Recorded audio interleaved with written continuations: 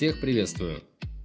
В этом видео расскажу про наш отдых в Таиланде на острове Ко Чанг. Постараюсь сделать его максимально информативным и, как всегда, все ссылки и координаты мест будут в описании. Естественно, поделюсь своим мнением и впечатлениями. Если что-то упустил или у вас возникли вопросы, задавайте в комментариях. Постараюсь на все ответить. Желаю приятного просмотра. Начинаем!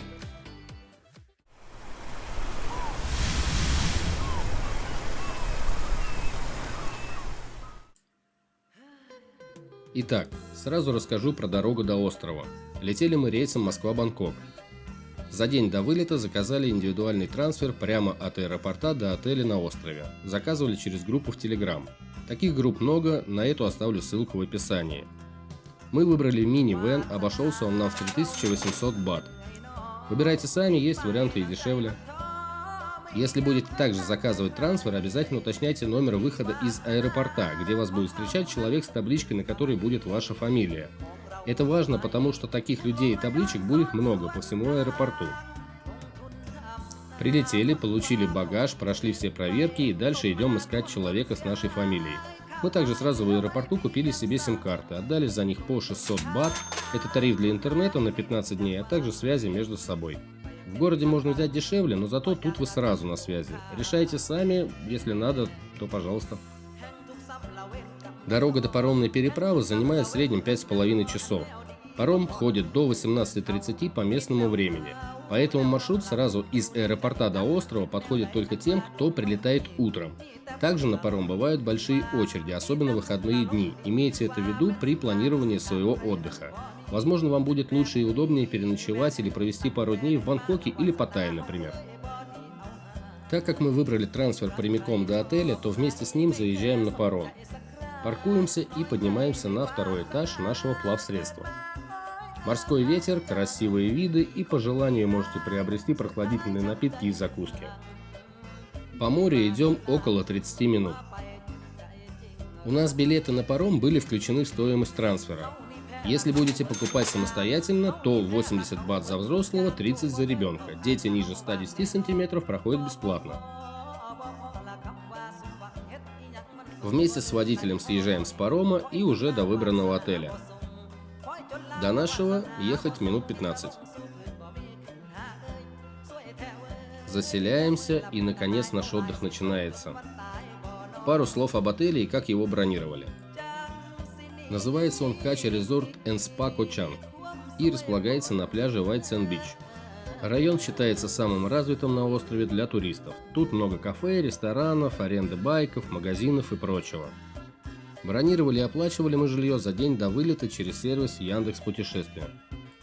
Обошлось нам это 88,5 тысяч рублей на двоих взрослых и ребенка в период с 28 апреля по 12 мая, то есть за 14 ночей, соответственно сутки нам стоили 6353 рубля. Наверное, из-за того, что мы отдыхали не в сезон, нам повезло попасть на какую-то акцию, так как в самом отеле цены были выше. Это не реклама какого-либо сервиса по бронированию, а просто совет сравнивать и следить за ценами из всех доступных источников.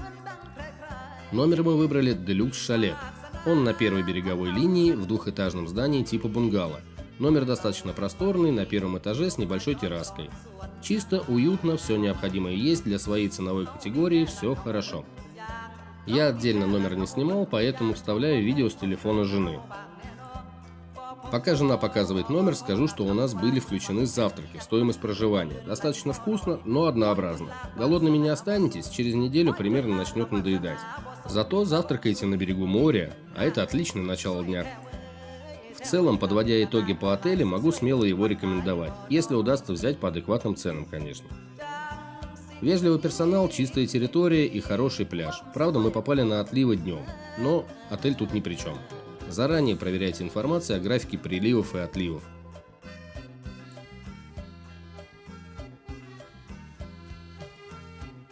Обратите внимание на видео с коптера. Отель разделен дорогой. Имеются номера и корпуса на второй береговой линии. Имейте это в виду при бронировании.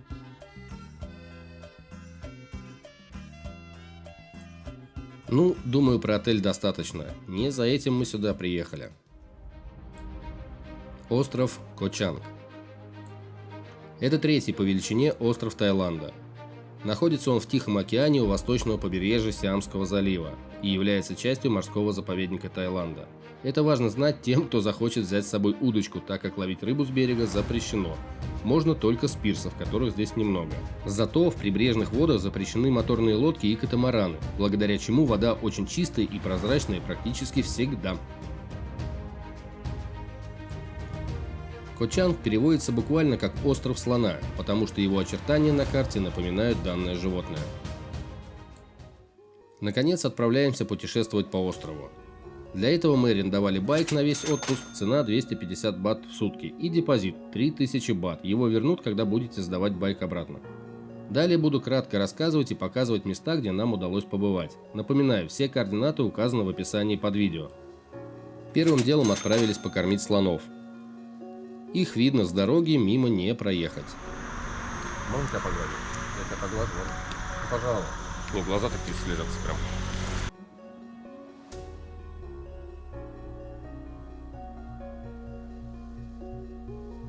Приехали на водопад, название на экране.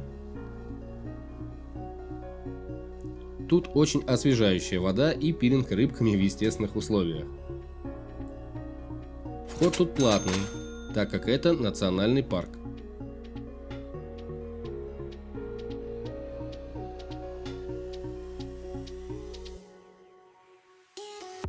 А еще по дороге встретили такого красавца. Варан, ну, наверное, метр точно, может быть даже чуть больше. Имейте в виду, что до водопада идет достаточно крутой подъем. Дорога через джунгли с корнями, камнями и всеми соответствующими.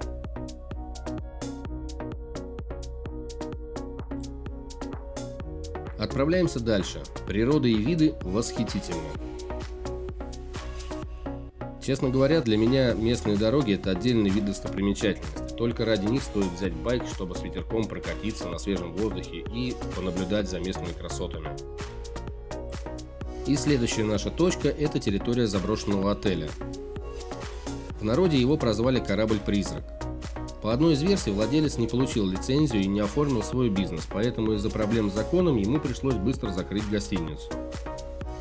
Местные жители не растерялись, установили шлагбаум и стали пускать сюда туристов за 100 бат с человека. С каждым годом постройки разрушаются, но сюда стоит приехать хотя бы из-за красивого пляжа.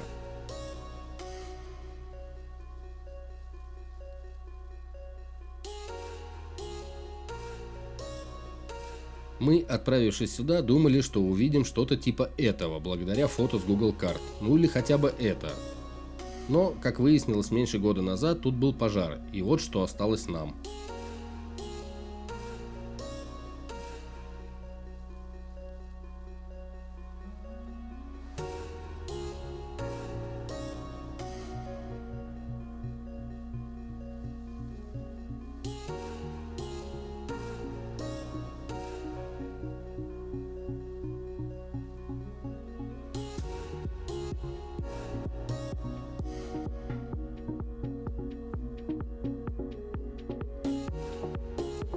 Правда, надо сказать, остались еще более мелкие корпуса комплекса.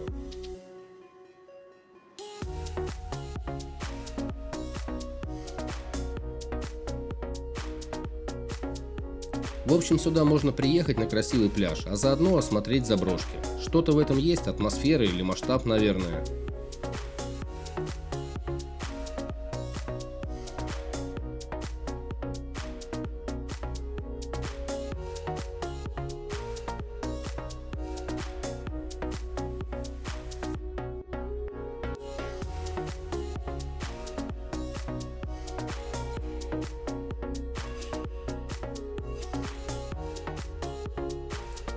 Также тут есть небольшой водопад.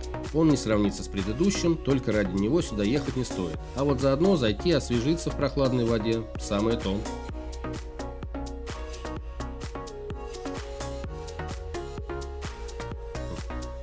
Отправляемся на следующую локацию.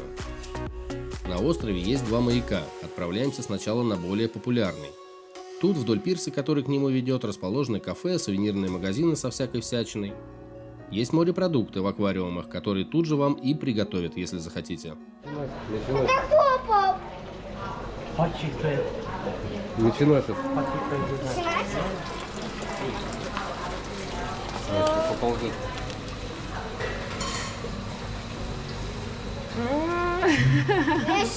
А он ко мне не будет? Потрогай. Пальчик. Можно, не бойся. Он мне... Всё, потрогал.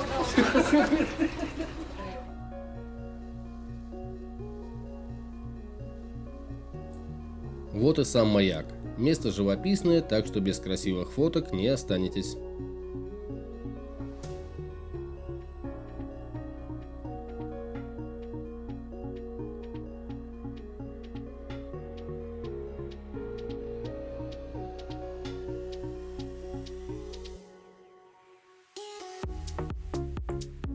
Ну, а мы отправляемся дальше.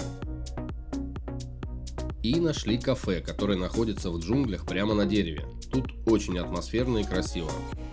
Цены средние для острова, но посетить советую именно за антураж.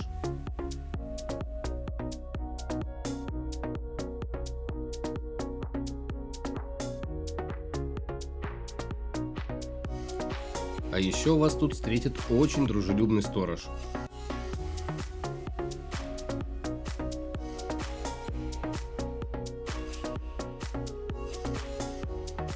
Перекусили, отдохнули и двигаемся дальше.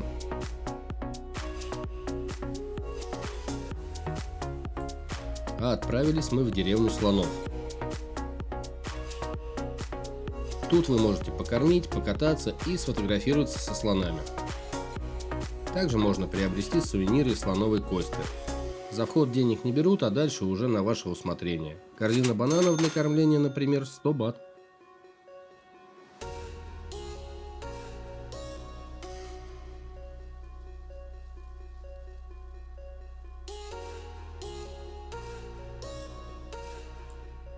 Слонов накормили, можно отправляться дальше. А дальше мангровый лес. Через парк проложен каменный мостик, а также есть смотровая площадка. Вход свободный. Гуляем и наслаждаемся природой.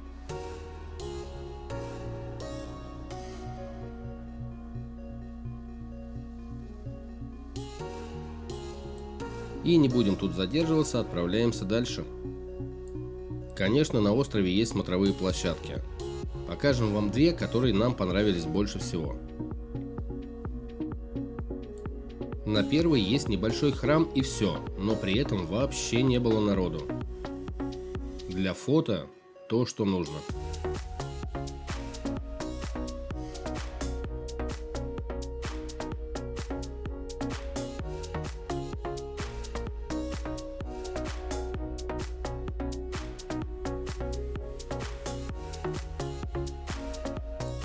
И не затягивая, отправляемся на вторую смотровую. Тут уже туристов больше, но при этом есть небольшое кафе, туалет и прочие прелести цивилизации.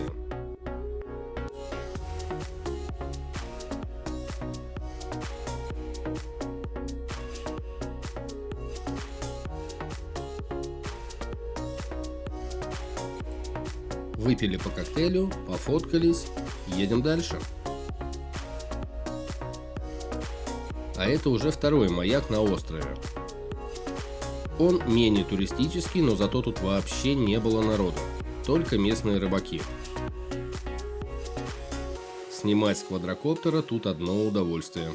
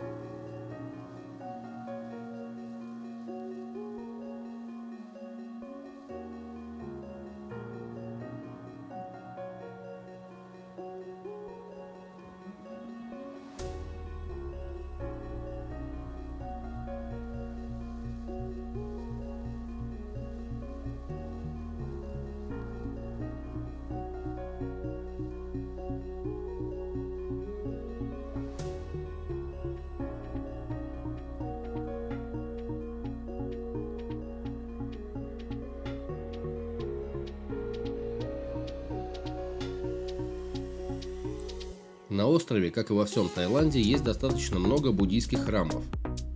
Хочу показать и рассказать вам о том, который понравился больше всего нам. И, наверное, в первую очередь благодаря этому монаху.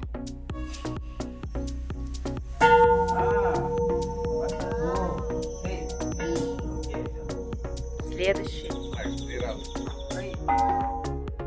Возможно, из-за того, что в храме не было посетителей, а может он всегда такой, он все нам показал, провел по храму и еще подарил ребенку кучу гостинцев, фруктов, булочек и даже вареных яиц дал. Предлагал нам еще с дерева мангустинов нарвать, но мы уже отказались, так как были увешаны его дарами. В общем, ребенок и мы были очень приятно удивлены.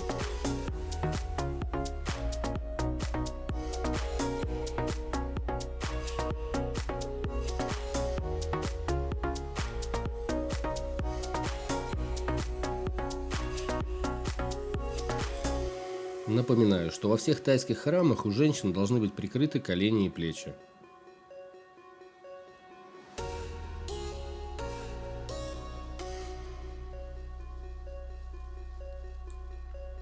Думаю, пора подводить итоги. Обзор на разные пляжи Ко Чанга, а также на то, что не вошло в этот выпуск, обязательно будет в следующем видео. Поэтому подписывайтесь на канал, чтобы не пропустить. Итак, сначала о недостатках, которые мы для себя отметили, отдыхая тут. Их немного, на наш взгляд, но озвучить их надо. Естественно, мнение сугубо субъективное, тут каждому свое, но все же. Во-первых, погулять после захода солнца практически негде. Отдых в темное время суток заключается в том, чтобы сидеть в ресторане, баре или своем отеле. Остров после 9 вечера засыпает. Во-вторых, это место не про шопинг. Тут нет развлекательных центров и прочего. Сюда же можно отнести то, что и детских развлечений почти нет. Ну и последний, на наш взгляд, минус – это удаленность острова от аэропорта. Дорога сюда действительно выматывает. Переходим к плюсам. Красивые песчаные пляжи. Это визитная карточка острова. Их действительно много. Тут практически каждый сможет найти для себя идеальное место. Тут очень красивая природа. Куда бы ты ни ехал, тебя всегда сопровождает буйная растительность и красивые виды на море. В это время года немного туристов, действительно можно отдохнуть от городской суеты. Большинство отелей расположены на первой береговой линии, есть и бюджетные. Все пляжи открыты, пройти можно к любому. Резюмируя, можно сказать, что Ко Чанг – это про пляжный отдых, без шумных тусовок и ночной жизни. Отлично подойдет тем, кто хочет вырваться подальше от городской суеты. Мы провели тут больше 2 недель и все же в конце уехали в Паттайю на несколько дней, чтобы пройтись по магазинам и большим рынкам. На наш взгляд, приезжать сюда надо на неделю, максимум дней на 10. Обязательно брать байк или машину, за это время точно успеете объехать весь остров, а в понравившиеся места еще и вернуться. Мы обязательно сюда вернемся, но не на весь отпуск.